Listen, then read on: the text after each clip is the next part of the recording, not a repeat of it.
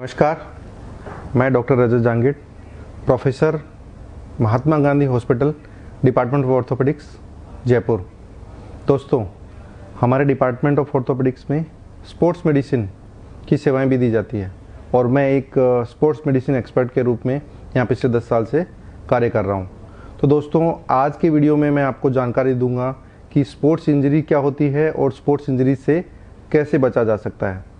Sports injury का मतलब दोस्तों होता है कोई भी इंजरी जो कोई स्पोर्टिंग एक्टिविटी या कोई एक्सरसाइज या इस तरह की कोई फिजिकल एक्टिविटी आप करते हैं उसमें आपको कोई भी इंजरी होती है तो उसको स्पोर्ट्स इंजरी कहते हैं। तो ये स्पोर्ट्स इंजरी है वो दो तरीके से हो सकती है आपको। एक तो होती है एक्यूट स्पोर्ट्स इंजरी, जिसमें जैसे आपको खेलते टाइम पे कोई चोट लग गई तो आपको कारण दिख जाता है कि भाई आप गिरे और आपको चोट लग गई, तो वह एक तरह से एक्यूट स्पोर्ट्स इंजरी है। एक कुछ क्रोनिक स्पोर्ट्स इंजरी होती है जिसमें आपको सामने से कोई कारण नज़र नहीं आता, जैसे कोई एथलीट है वो डाइट प्रॉपर नहीं ले रहा या वो बहुत ओवर एक्टिविटी कर रहा है, जितनी उसकी क्षमता है उससे ज़्यादा वो एक्टिविटी कर रहा है, तो उसमें कुछ ओवर यूज इंजरीज होती है, जैसे स्ट्रेस फ्रैक्चर्स होते हैं। तो इस तरह की क्रोनिक इंजरीज होती है। ये दो तरह की इंजरी नॉर्मली स्पोर्ट्स इंजरी के लिए हो सकती है। तो नॉर्मली जो कारण स्पोर्ट्स इंजरी के अगर अपन देखें तो इसमें नॉर्मली ये होता है कि या तो आप प्रॉपर तरीके से ट्रेंड नहीं है उस खेल के लिए, या उसके जो रूल रेगुलेशन है या कोई सेफ्टी उपकरण है वो आप प्रॉपर तरीके से यूज़ नहीं करते हैं, या आप ट्रेनिंग तो कर रहे हैं लेकिन ट्रेनिंग में बहुत ज़्यादा एक्जर्शन कर रहे हैं, जैसे ओवर ट्रेनिंग कर रहे हैं, तो उसमें स्ट्रेस इंजरी ज़्यादा लोड पड़ने से आपकी स्ट्रेस इंजरी में बोन में इंजरी या मसल में इंजरी इस तरह की कोई इंजरी हो सकती है। या फिर आपकी डाइट है वो प्रॉपर नहीं है, या आपको प्रॉपर कोचेज उपलब्ध नहीं है जिससे आप ट्रेनिंग है वो प्रॉपर तरीके से नहीं कर पाते, तो इसमें भी आपके इंजरी के चांसेस हैं वो बढ़ जाते हैं। ये कुछ कारण हैं जिससे स्पोर्ट्स इंजरी हो सकती है। तो अगर आपको स्पोर्ट्स इंजरी कोई हो गई है, जैसे आप खेल रहे हैं और आपको पैर में चोट लग गई, आपका टखना मुड़ गया, घुटने में कोई चोट आ गई, कंधे में चोट आ गई, तो नॉर्मली जो स्पोर्ट्स इंजरी होती है वो कॉमनली अगर अपन देखें तो मोस्ट कॉमन जो जोड़ इन्वॉल्व होता है वो घुटने का जोड़ इन्वॉल्व होता है, और इसके बाद में कंधे का जोड़ या टखने का जोड़ ये मोस्ट कॉमनली इन्वॉल्व होता है। तो घुटने की जो चोट है उसमें काफ़ी सारे जो लिगामेंट्स हैं वो टूट सकते हैं आपके। तो मैं आपको घुटने के कुछ कॉमन लिगामेंट्स है उसके बारे में कुछ जानकारी देना चाहूँगा। तो ये आपका एक घुटने का मॉडल है जिसमें आप सामने देखते हैं तो एक पटलेट टेंडन होता है, बीच के सेंटर में एक ACL लिगामेंट है वो रहता है, पीछे की साइड में PCL लिगामेंट है, साइड में MCL और LCL लिगामेंट है। तो ये ACL लिगामेंट है, ये चोट है वो विश्व में देखें तो घुटने में होने वाली सबसे कॉमन चोट में है, और कोई भी हड्डी की जो चोट होती है उसमें भी ये जोड़ में होने वाली चोट में सबसे कॉमन है। और सबसे बुरी बात वो इस चोट के साथ में ये है कि ये जो लिगामेंट की चोट है वो नॉर्मली किसी भी तरीके से अगर पूरा टूट जाए तो हील नहीं होती है। तो ये मोस्ट कॉमन लिगामेंट है जिसकी सर्जरी भी अपन को करनी पड़ती है। कंधे में अगर अपन देखें तो कंधे में जो मांसपेशियां होती है कंधे की, जिसको रोटेटर कफ मसल्स कहते हैं, तो कंधे में 4 तरह की मांसपेशियां होती है। ये मसल्स हैं, इनमें से कोई भी मांसपेशी आपकी टूट सकती है। इसके साथ में कुछ स्पेशल गेम्स हैं, जैसे कुछ ओवरहेड एथलीट्स जैसे थ्रोअर्स हैं, पिचर्स हैं, इस तरह के जो एक्टिविटी जिसमें आपको कंधे से थ्रो करना पड़ता है, तो उसमें कुछ स्पेशल प्रॉब्लम्स रोटेटर कफ के अलावा कंधे में जिसको कहते हैं शोल्डर इम्पिंजमेंट वो हो सकता है। बाइसेप्स टेंडन में कुछ टेयर्स होते हैं, लेबरल टेयर्स होते हैं, स्लैप टेयर्स, ये भी काफ़ी कॉमन इंजरीज है जो इसमें हो सकती है। इसके साथ में टखने में जो लिगामेंट होता है ATFL लिगामेंट, वो कई बार पैर मुड़ जाने की वजह से बड़ा कॉमनली इंजरी उसमें हो सकती है। अब ये अगर ये लिगामेंट आपको मान लो कोई तुरंत चोट लगी है, अभी कभी चोट लगी है, तो आप क्या कर सकते हैं वो मैं आपको जानकारी दूंगा।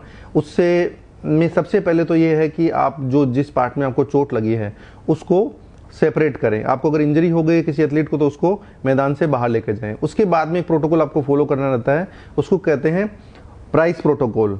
प्राइस का मतलब है प्रोटेक्शन, जहाँ पे आपको चोट लगी है उसको आपको प्रोटेक्ट करना है। उसके बाद में आता है R से रेस्ट, जिस भी पार्ट में चोट लगी है उसको रेस्ट देना है, उस पर चलना नहीं है। उसके ऊपर में आपको जैसे मान लो पैर में चोट लगी तो आपको रनिंग नहीं करनी, हाथ में चोट लगी तो हाथ को इस तरीके से आप प्रोटेक्ट करके चलेंगे। इसके बाद में आता है आई से आइस। तो जिस भी पार्ट में चोट लगी है उसमें डेफिनेटली आप देखेंगे कि सूजन आ जाती है, तो सूजन में से बचाव के लिए आपको उसके ऊपर में बर्फ़ का सेक करना है, दिन में 2-3-4 बार उसमें आइस कर सकते हैं। इसके बाद में आता है कंप्रेशन, मतलब आपको उस पार्ट पे हल्के हाथ से क्रैप बैंडेज बांधनी है जिससे उस पार्ट में और सूजन ना आए, और अगर आई है तो वो सूजन कम हो जाए। ये क्रैप बैंडेज आपको डे टाइम में पहननी होती है, रात के टाइम में खोल देनी होती है। और इसके बाद में बहुत ज़रूरी है वो है एलिवेशन।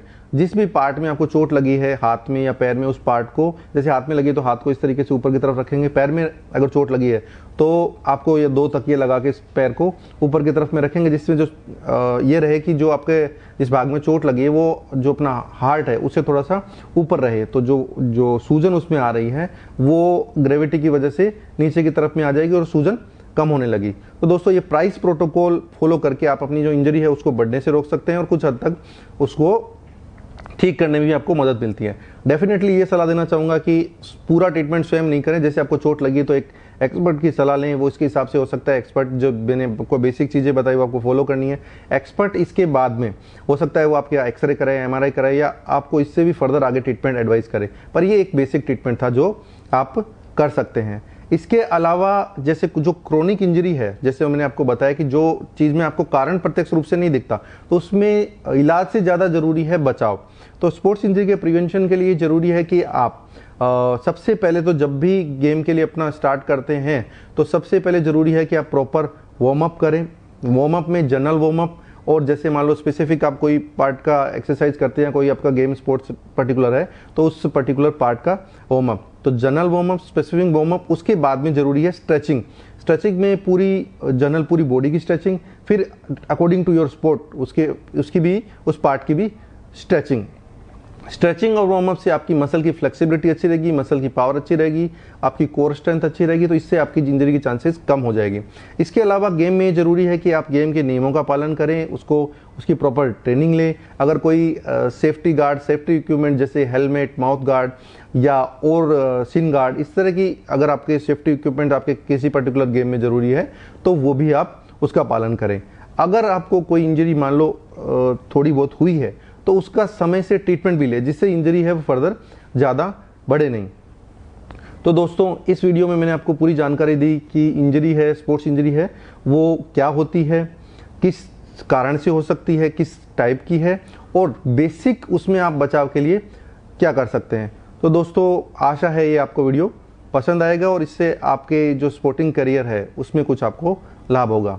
धन्यवाद दोस्तों, नमस्कार।